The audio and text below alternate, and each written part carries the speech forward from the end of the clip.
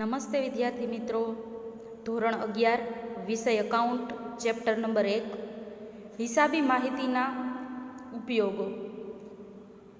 ફાયદા, મર્યાદા, ઉપયોગો બધું જોઈ લીધું. હવે હિસાબી માહિતીના ઉપયોગકર્તાઓને તેની જરૂરિયાતો જોવાની છે કે હિસાબી માહિતી આપણે લખીએ છીએ એટલે કે આપણે ધંધો ચાલુ કર્યો છે તો એના હિસાબો રાખીએ છીએ, તો હિસાબ કોને ઉપયોગી છે અને એની જરૂરિયાત શું છે, તો આજે આપણે એના વિશે જોઈશું. ધંધાના સ્વરૂપનો એકાકી વેપારીમાંથી ભાગીદારી પેઢીમાંથી કંપની સ્વરૂપમાં વિકાસ થયો છે. ધંધો એકાકી વેપારી એટલે કે એકલો વેપાર કરતો હોય એ વેપારી એમાંથી ભાગીદારી પેઢી એટલે કે બે કે તેથી વધુ ભાગીદારો છે એ મળી અને કામ કરે. તો પહેલે એકલો વેપારી હતો એમાંથી ભાગીદારો થયા અને હવે ભાગીદારી પેઢીમાંથી કંપની કે જેમાં વધુ પડતા એક સાથે ભાગીદારો કામ કરતા હોય તો એકલા વેપારીમાંથી ભાગીદારી પેઢી અને ભાગીદારીમાંથી કંપની સ્વરૂપમાં આપણું ધંધાકીય સ્વરૂપ વિકાસ થયો છે. આ વિકાસના કારણે હિસાબી માહિતીના ઉપયોગ અંગેની સીમાઓ પણ વિસ્તરી છે. એટલે કે જેમ જેમ ધંધો મોટો થતો જાય એમ એમ એના હિસાબો પણ રાખવા ખૂબ જ જરૂરી બની જાય છે. એટલે કે એનો પણ વિસ્તાર છે એ વધી રહ્યો છે. એકાકી વેપારી કે ભાગીદારી પેઢીમાં હિસાબો માલિકોના પોતાના અંગત ઉપયોગ માટે તેમજ સરકારી હેતુસર તૈયાર થતા હતા. જ્યારે એકલો વેપારી વેપાર કરતો અને ભાગીદારી પેઢીનો હિસાબ રાખવામાં આવતો ત્યારે અંગત હેતુ માટે એટલે કે પોતાના ઉપયોગ માટે અને સરકારના ઉપયોગ માટે જ તૈયાર કરવામાં આવતા હિસાબો. આ બંને ધંધાના સ્વરૂપોમાં માલિકો જ સંચાલકો હોય છે. એકલો વેપારી વેપાર કરતો હોય તો પોતે જ માલિક હોય ને પોતે જ સંચાલક હોય. ભાગીદારી પેઢીમાં પણ એમ જ હોય. તેથી માહિતીનો ઉપયોગ તેના પૂરતો મર્યાદિત રહે છે. એટલે કે જે ઉપયોગ કરતા હતા એ માલિક જ સંચાલન હતા એટલે એના પૂરતો જ માહિતીનો ઉપયોગ હતો. કંપની હવે સ્વરૂપ આવ્યું તો કંપનીના સ્વરૂપમાં માલિકો અને સંચાલકો જુદા જુદા હોય છે. તેથી માહિતીના સંદર્ભમાં સરકારી નિયંત્રણોના કારણે કંપનીઓની માહિતી જાહેરાત બની જાય છે. હવે જ્યારે કંપની સ્વરૂપ આવ્યું તો એમાં માલિક અને સંચાલક બંને અલગ અલગ હોય છે. માલિક અને સંચાલક અલગ અલગ હોવાથી આપણે હિસાબો છે એ બહાર પાડવા પડે છે, જાહેર જનતાને પણ બતાવવા પડે છે. સરકારી નિયંત્રણોને આધારે આપણે હિસાબો રાખવા પડે છે. તો આવા હિસાબો છે એ જાહેર બની જાય છે, જાહેર માહિતી બની જાય છે. ગમે એ વ્યક્તિ છે એ હિસાબો જોઈ શકે છે. પરિણામે માહિતીનો ઉપયોગ કરનારાઓ ઘણા પક્ષકારો થઈ જાય છે. આ પક્ષકારોમાં કોનો સમાવેશ થાય છે અને કેવા પ્રકારની માહિતી તેમને જરૂર હોય છે તે અંગે નીચે પ્રમાણે સમજૂતી આપવામાં આવી છે. કેવા પક્ષકારો આ માહિતીનો ઉપયોગ કરી શકે છે એ હવે જોવાનું છે. તો પહેલું છે સંચાલકો, મેનેજમેન્ટ. કંપનીના સ્વરૂપમાં શેરહોલ્ડરો માલિક ગણાય છે. શેરહોલ્ડરો એટલે કે કોઈ કંપની સ્થાપી છે, હવે કંપનીને રૂપિયા જોઈ છે તે ક્યાંથી આવશે તો એ શેર બહાર પાડશે. શેર બજારમાં પોતાનું લિસ્ટિંગ કરાવશે એટલે કે પોતાની નોંધણી કરાવશે અને જાણો કે રિલાયન્સ કંપની છે તો એ પોતાના શેર બહાર પાડે, એ શેર લોકો ખરીદે. હવે આ જે લોકોએ એના શેર ખરીદ્યા એને શું કહેવાય તો કે શેર હોલ્ડર કહેવાય.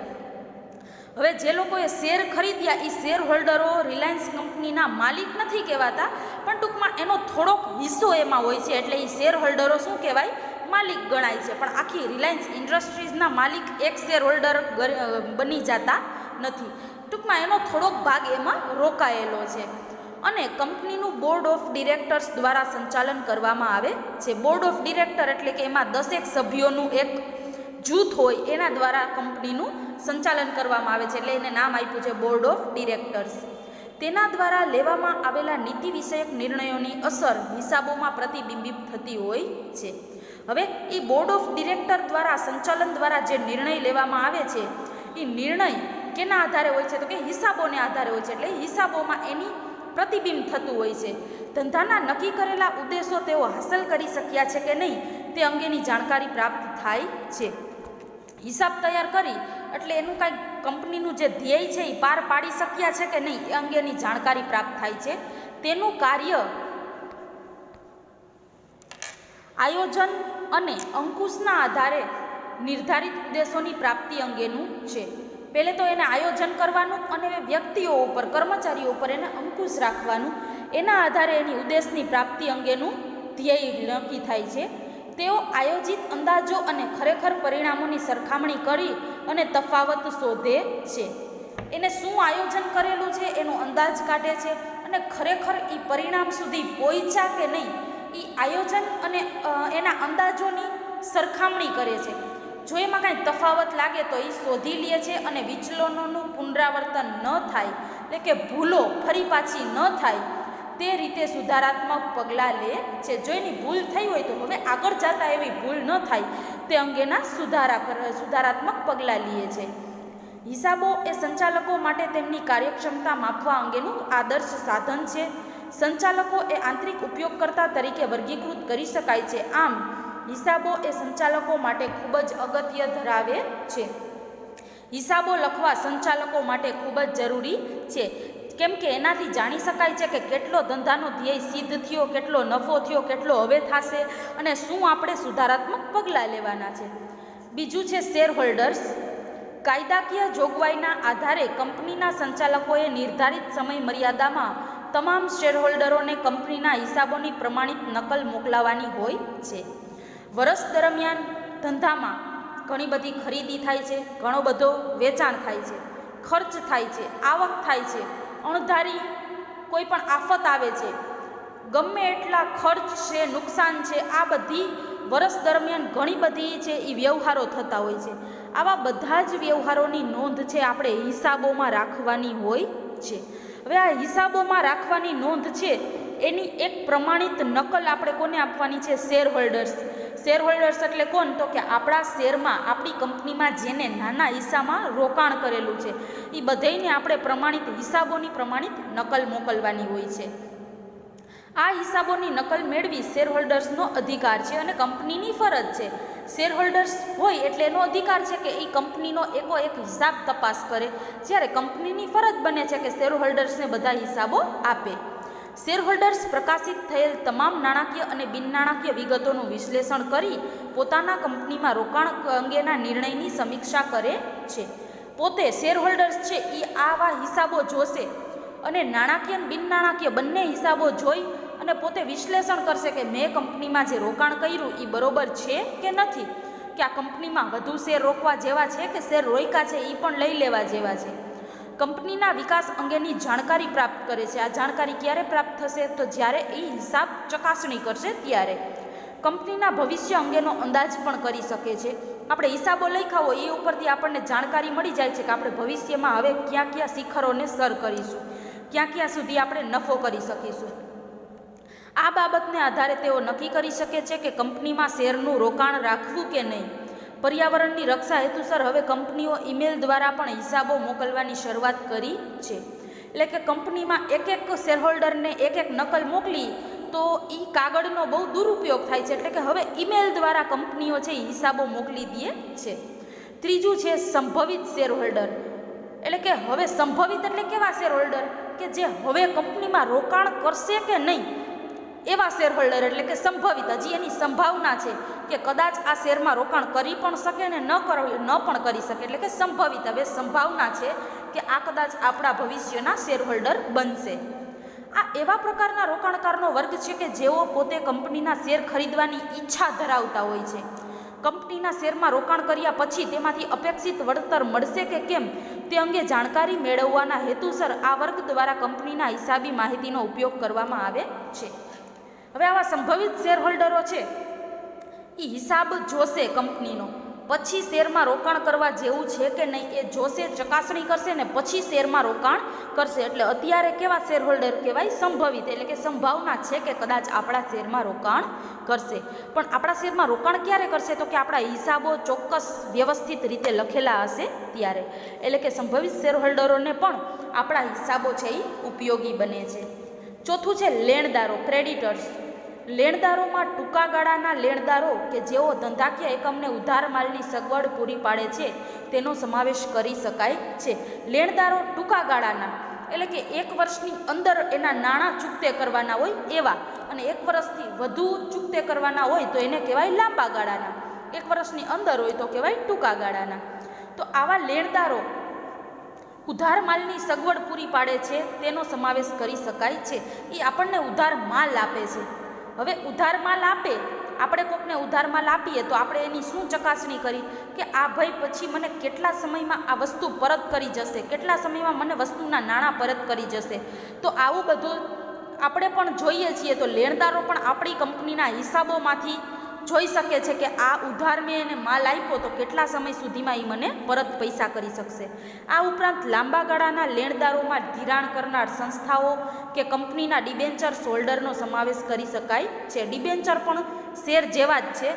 જેમ કંપની શેર બહાર પાડે છે એવી જ રીતે ડિબેન્ચર બહાર પાડે છે.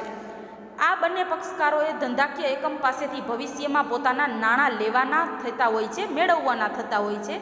આ પક્ષકારો દ્વારા ધંધાની કમાણીની સ્થિતિ તેમજ આર્થિક સ્થિતિ અંગેની વર્તમાન અને ભવિષ્ય અંગેની જાણકારી મેળવવા માટે આ પ્રકાશિત હિસાબોનો ઉપયોગ કરવામાં આવે છે. હવે આવા લેણદારો છે એ પોતે અત્યારના ધંધાના વાર્ષિક હિસાબ લખ્યા હશે, પોતે નામું લખ્યું હશે, એકાઉન્ટ લખ્યું હશે, તો આવા લેણદારો જોશે વર્તમાનની અને ભવિષ્યની પરિસ્થિતિ અંગે એને જાણકારી થશે. ક્યારે જાણકારી થશે તો કે હિસાબો ચકાસણી કરશે ત્યારે એને ખબર પડશે કે ભાઈ મેં આને ઉધાર માલ આપ્યો છે તો આટલા દરમિયાન તો મને એ પરત કરી જ દેશે. તો આ ક્યારે ખબર પડશે તો કે હિસાબો રાખ્યા હશે ત્યારે, હિસાબોની ચકાસણી થશે ત્યારે. પછી છે પાંચમું કર્મચારીઓ, એમ્પ્લોઈઝ. ધંધાકીય એકમના કર્મચારીઓ હિસાબો પરથી પોતાના પગાર વધારા, બોનસ અને નોકરીની સુરક્ષા અંગેની સ્થિતિનો ખ્યાલ મેળવે છે. હવે કર્મચારીઓ ધંધામાં રોક્યા હોય, ધંધામાં ઘણા બધા કર્મચારીઓ કામ કરતા હોય તો એને આપણે હિસાબો ખબર જ હોય છે કે કંપનીમાં આ પ્રમાણે નફો નુકસાન થાય છે, આ પ્રમાણે ખર્ચ થાય છે, આ પ્રમાણે આવક થાય છે, આ પ્રમાણે ખરીદ વેચાણ થાય છે. તો હવે એને ખબર પડે છે કે અમારો પગાર વધારો થશે કે નહીં, અમને બોનસ આપશે કે નહીં, અમને નોકરીની સુરક્ષા કેટલી છે કે આ નોકરી અમને મળી છે તો એમાં અમને કેટલા સુધી ટકી શકશે એનો ખ્યાલ આવે છે. ક્યારે ખ્યાલ આવે છે તો કે જ્યારે એ કંપનીના હિસાબની ચકાસણી કરશે ત્યારે. સામાન્ય રીતે કંપનીઓ માટે, કર્મચારીઓ માટે હિસાબોમાં અગત્યનું અંગ ધંધાનો નફો હોય છે. જેમ ધંધાનો નફો વધુ હશે એમ કર્મચારીઓનો પગાર પણ કેવો હશે તો કે વધુ હશે. નફાના આધારે પોતાની માગણીનો તેઓ સંચાલક સમક્ષ રજૂ કરી શકશે. જેમ નફો વધુ હશે તો કર્મચારીઓ છે એ નફાના આધારે પોતાની માગણીઓ એટલે કે અમને વધારે રૂપિયા આવે, વધારે પગાર આપો એવું સંચાલક સમક્ષ રજૂ કરી શકશે. ધંધાકીય એકમની આર્થિક સ્થિતિ અને વિકાસ સારો હશે તો પોતાની નોકરીની સુરક્ષિત છે તેનો અંદાજ પણ બાંધી શકશે. આમ હિસાબો તેમના માટે પણ ઉપયોગિતા ધરાવે છે. એટલે કે કર્મચારીઓ માટે પણ ધંધાકીય એકમના હિસાબો છે એ રાખવા જરૂરી છે. છઠ્ઠું છે વેરા અધિકારીઓ, ટેક્સ ઓથોરિટીઝ. દેશમાં વિવિધ પ્રકારના વેરાઓ ધંધાની આવક, ધંધાની પ્રવૃત્તિઓ તેમજ અન્ય બાબતોને ધ્યાનમાં રાખી અને સરકાર દ્વારા ઉઘરાવવામાં આવે છે. આપણે ધંધો કરતા હોય અથવા તો કંપની ચલાવતા હોય તો આપણે શું ભરવો પડે છે? સરકારને ટેક્સ ભરવો પડે છે. હવે આ ગવર્મેન્ટને આપણે ટેક્સ ભરીએ છીએ, સરકારને આપણે વેરો ભરીએ છીએ તો એ શેના આધારે ભરશું તો કે આ વેરાની ઉઘરાણી અંગે દરેક વર્ષના અંદાજપત્રમાં સરકારો દ્વારા આ અંગેની જોગવાઈ કરવામાં આવેલી હોય છે. દર વર્ષે આપણે અલગ અલગ જોગવાઈ હોય છે. આ જોગવાઈઓ પ્રમાણે વેરાની ચૂકવણી ધંધા દ્વારા, કંપનીઓ દ્વારા કરવામાં આવતી હોય છે. હવે સરકાર જેવી જોગવાઈ બહાર પાડે છે એ પ્રમાણે કંપની અથવા તો ધંધાના વેપારીએ એમાં વેરો ચૂકવવાનો હોય છે. જેમ નફો વધારે એમ વેરાનો પ્રમાણ પણ વધી જાય છે.